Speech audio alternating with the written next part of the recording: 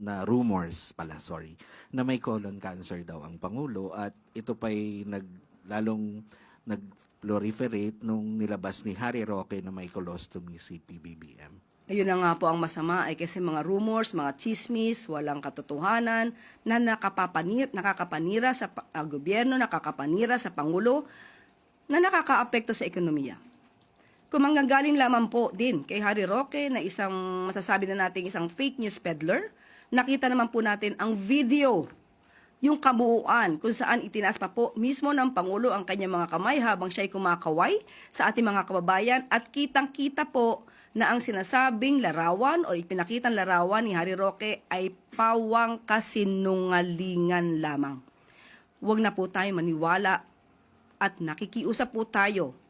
Huwag na po natin dalhin sa anumang usapan ang mga fake news peddlers katulad nila.